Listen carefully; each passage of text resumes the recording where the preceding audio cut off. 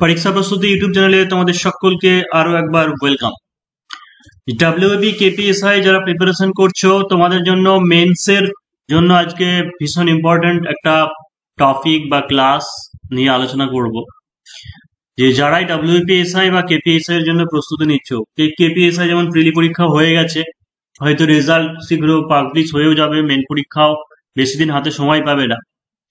তো যাদের মেন্সে বিশেষ করে ইংলিশ পেপার অর্থাৎ পেপার 2 নিয়ে যাদের প্রবলেম থাকে, দেখো যে ইংলিশ পেপারে যে 50 নম্বর থাকবে, এখানে সব থেকে বেশি গুরুত্ব দেওয়া উচিত আমার যেটা মনে হয় সেটা হচ্ছে ট্রান্সলেশন বা হচ্ছে ইংলিশ সেন্টেন্স স্ট্রাকচার করা, মানে ইংলিশে সেন্টেন্স গঠন করা।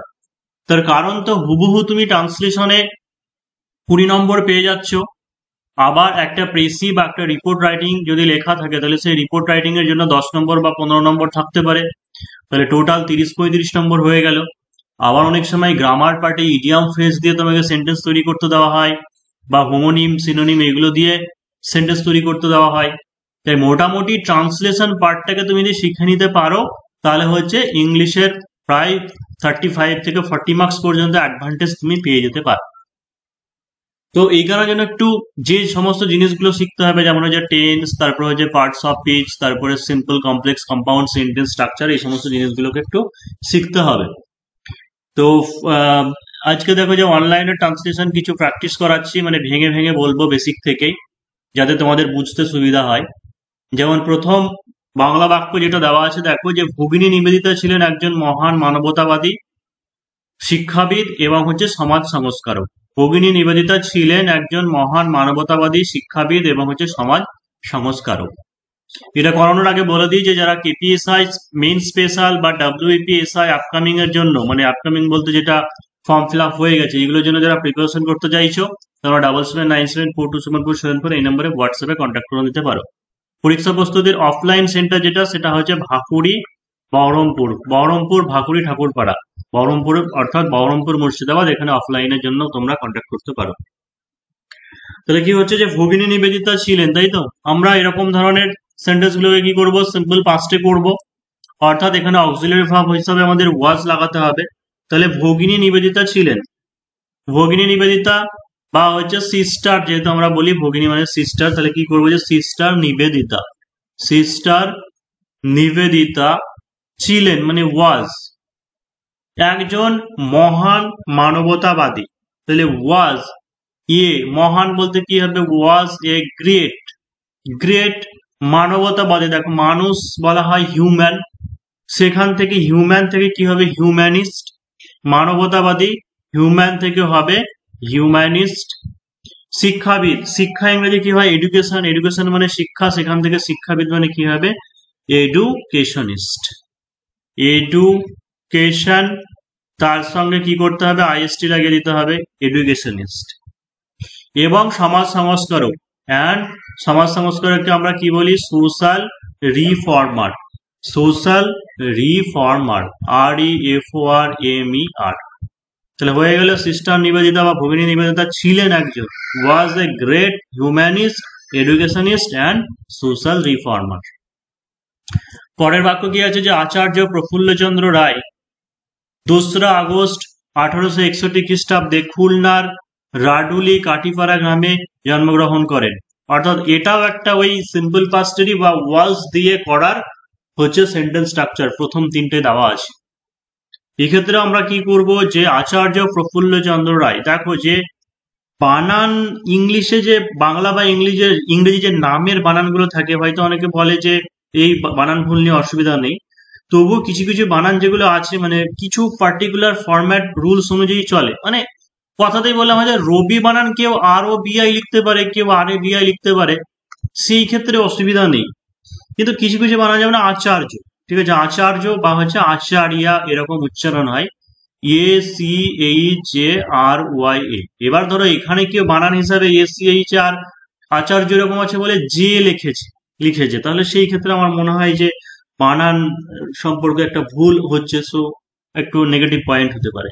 সেইখানে যেন নামেরও সব থেকে যেটা সঠিক মানে সঠিক প্রোনাউন্সিয়েশন বা উচ্চারণ মেনে যে স্পেলিং হয় সেই স্পেলিংটা দেওয়ার চেষ্টা করতে হবে। যে আচার্য প্রফুল্ল PRAFULLA, প্রফুল্লচন্দ্র ছিলেন, তাই তো? যে সরি, জন্মগ্রহণ করেন। তাহলে জন্মগ্রহণ করেন বললে আমরা কি বলি? যে ওয়াজ বর্ন। কি আছে? যে 2রা আগস্ট, was born on 2nd August. এখানে কমা দিয়ে সালটাকে লিখে দিতে পারো, যে কমা দেওয়ার পরে হচ্ছে 1861।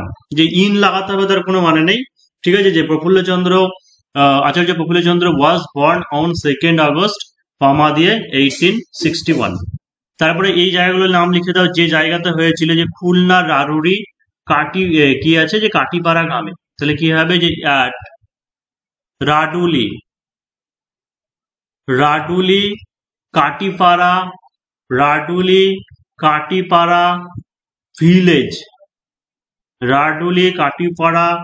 Village, in Khulna.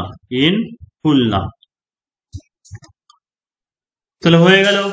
পরের বাক্য কি আছে? যে আমার সবচেয়ে প্রিয় কবি রবীন্দ্রনাথ ঠাকুর 1861 খ্রিস্টাব্দে 7ই মে কলকাতার বিখ্যাত ঠাকুর পরিবারে জন্মগ্রহণ করেন।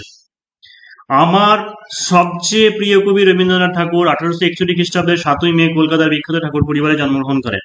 প্রথমত একটা জিনিস, আগেরটার মতো সিম্পল, যে ওয়াজ বর্ন, ওই ব্যাপারটা তো শিখলাম। এখানে আর একটা যেটা স্ট্রাকচার শিখবো, সেটা হচ্ছে আমার সবচেয়ে প্রিয় কবি রবীন্দ্রনাথ ঠাকুর। তাহলে এই যে প্রথম পার্টটুকু দেওয়া আছে, এটাকেই বলা হয় অ্যাপোজিশন করা। মানে কি? সেটা হচ্ছে নাউনটাকে প্রথমে লিখবো, দিয়ে তারপরে তার ডেসিগনেশনটা দিয়ে দেবো। অর্থাৎ রবীন্দ্রনাথ টেগর, কমা দিয়ে তিনি কে? কমা দিয়ে হচ্ছে আমার সবচেয়ে প্রিয় কবি। তাহলে Rabindranath Tagore my most favourite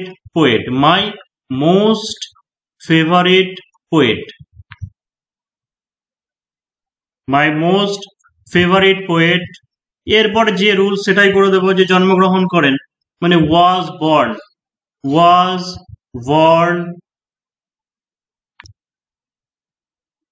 on May 7, কমা দিয়ে 1861। দেখো আগেরটাই করেছিলাম এরকম, যে অন 7th মে করতে পারো সেইভাবে, বা এই জিনিসটাও দিতে পারো, যে অন মে 7। এবার দেখো যে কোনো কোনো জায়গায় লেখা থাকতে পারে, বা আমরা যখন প্রিপোজিশনের রুল শিখেছি তখন লিখি যে মাসের আগে ইনি বসে, কিন্তু যখন মাস সেই সঙ্গে তারিখটাও দেওয়া থাকছে তখন কিন্তু অনই বসবে, অর্থাৎ ওয়াজ বর্ন অন মে 7। আর শুধু যদি মাস দেওয়া থাকতো, হয়তো তারিখ যদি না দেওয়া থাকতো, তাহলে কিন্তু মাসের আগে আমরা ইন বসাতাম। তাহলে হচ্ছে রবীন্দ্রনাথ টেগর, কমা দিয়ে my most favourite poet was born on May 7, 1861, তাই তো? তারপরে কি লিখবো? যে কলকাতার বিখ্যাত ঠাকুর পরিবারে। তাহলে হচ্ছে in the famous Tagore family of Kolkata, অর্থাৎ কলকাতার বিখ্যাত ঠাকুর পরিবার। পরের বাক্য কি আছে? যে মহান স্বাধীনতা সংগ্রামী নেতাজি সুভাষচন্দ্র বোস আমার সবচেয়ে প্রিয় নেতা। এই আগেরটার মতোই সেম অনেকটা এরকম, যে মহান স্বাধীনতা সংগ্রামী নেতাজি সুভাষচন্দ্র বোস আমার সবচেয়ে প্রিয় নেতা। এখানে দেখো জন্মগ্রহণ করেছিলেন বা ছিলেন কিছু বলিনি, এটা হবে অ্যাম ইজ, অর্থাৎ ইজ হবে, মানে হয় আমার সবচেয়ে প্রিয় নেতা। তাহলে সেই একইভাবে আগেরটার মধ্যে কি করব? যে প্রথমে নাউন নামটাকে লেখো, অর্থাৎ নেতাজি সুভাষচন্দ্র বোস, কমা দিয়ে কি আছে? যে মহান স্বাধীনতা সংগ্রামী, মানে হচ্ছে দ্য গ্রেট ফ্রিডম ফাইটার, হয় আমার সবচেয়ে প্রিয় নেতা, তার মানে is my the most favourite leader. তারপরে কি আছে? দেখো যে কিছু ব্যক্তি তাদের জীবন ও কর্মের মাধ্যমে আপামর জনসাধারণের হৃদয় জয় করে নেয়। তাহলে এখানে সাবজেক্ট কোনটা? যে কিছু ব্যক্তি, অর্থাৎ সাম পারসনস। এই যে জয় করে নেয় এই ব্যাপারটা কিসে লিখবো? সিম্পল প্রেজেন্টেই করব। তার কারণটা হচ্ছে যে কিছু ব্যক্তি তাদের জীবন ও কর্মের মাধ্যমে আপামর জনসাধারণের হৃদয় জয় করে নেয়, মানে এটা একটা নিত্যবিত্ত ঘটনা যে ও অতীতে করে নিয়েছে এখন আর করবে না এরকম নয়, যে এরকম প্রায় আমাদের সচরাচর হয়ে যায়, আগেও করেছে এখনো করছে ভবিষ্যতে করবে সেরকম কিছু বলা হচ্ছে। সাম পার্সন জয় করে নেওয়া কি বলবো? যে উইন। তাহলে হচ্ছে সাম পার্সন উইন, কি জয় করে নেয়? যে আপামর জনসাধারণের হৃদয়, অবজেক্ট হচ্ছে এটা যে আপামর জনসাধারণের হৃদয়, তাহলে some persons win the hearts of, হৃদয়, উইন দা হার্টস অফ সাধারণ মানুষ, কি বলবে? Common people. দেখো যে সাম পার্সনস উইন, জয় করে নেয় the hearts of common people, তাদের জীবন ও কর্মের মাধ্যমে। তাহলে কি লিখবো? থ্রু দেয়ার জীবন এবং কর্ম, মানে হচ্ছে life and work, through their life and works বা লাইফ অ্যান্ড অ্যাক্টিভিটিস বলতে পারো, লাইফ অ্যান্ড ওয়ার্কস।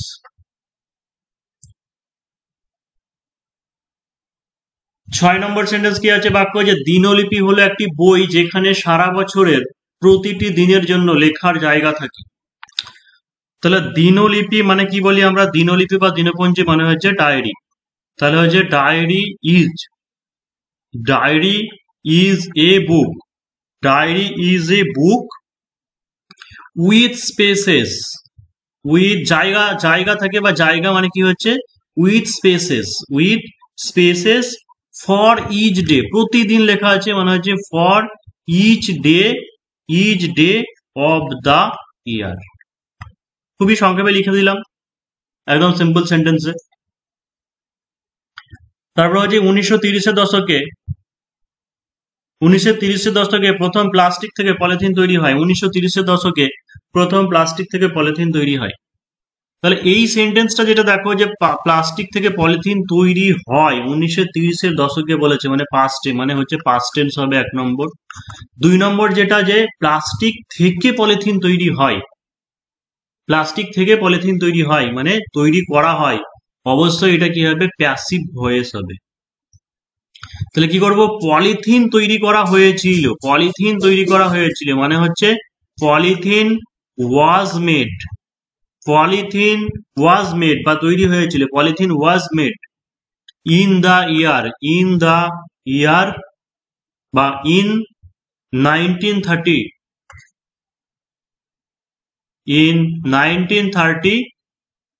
কি আছে যে প্লাস্টিক থেকে, তাহলে হচ্ছে ফ্রম প্লাস্টিক বা ইন 1930 যেটা ছিল সেটাকে শেষে লিখে দিতে পারতাম যে polythene was made from plastic in 1930। তাহলে এইভাবে প্র্যাকটিস চালিয়ে যেতে হবে। আর যারা চাইছো যে পরীক্ষার প্রস্তুতিতে প্রথম থেকে বেসিক থেকে ট্রান্সলেশন গুলো শিখতে, পার্টস অফ স্পিচ বা সমস্ত জিনিস, যাদের খুবই উইকনেস আছে, দুর্বলতা আছে, বিশেষ করে পেপার 2 ইংলিশ পেপারটাই, তোমরা চাইলে আগে থেকে অ্যাডমিশন হয়ে যেতে পারো। কেপিএসআই আর হাতে বেশি সময় নেই, তবুও যাদের ভয় লাগছে, এইটুকু কম সময়ের মধ্যে এইটুকু গ্যারান্টি দিচ্ছি যে মেন্সের জন্য প্রিপারেশন করে দেবো, বা বিশেষ করে বাংলা ইংরেজি নিয়ে যাদের সমস্যা আছে বা ডেসক্রিপটিভ নিয়ে সমস্যা আছে, কোনো কিছু চিন্তা থাকবে না, প্রিপারেশন হয়ে যাবে। আর এটা যদি যারা ভাবছো যে হয়তো ফ্রিলি রেজাল্ট আগে দিক, পাস করলে হব, সেই ক্ষেত্রে তখন আর কিছু করার থাকবে না, কারণ একবার যদি প্রিলি রেজাল্ট পাবলিশ হয়ে যায় 12 থেকে 14 দিনের মধ্যে মাঠ, 20 থেকে 25 দিন কি 1 মাসের মধ্যে হচ্ছে মেন পরীক্ষা হয়ে যাবে, তো তখন কিন্তু আর কিছুই করার থাকবে না। আর এমনটা নয় যে আগে থেকে মেনের প্রিপারেশন করা থাকলে কেপিএসআই প্রিলি ফেল করে গেলেও যে তোমার বিফলে যাবে, সেটা তো হচ্ছে না, কারণ মেন্সের প্রিপারেশন থাকলেও মানে সেটা পরবর্তীকালে যেমন 1131 WPSI সেখানে তো একই জিনিস, সেখানেও কাজে লেগে যাচ্ছে মেন্সের, বা হচ্ছে আবার কেপিএসআই ভ্যাকান্সি আসতে চলেছে, সেখানেও তোমাদের কাজে লাগবে।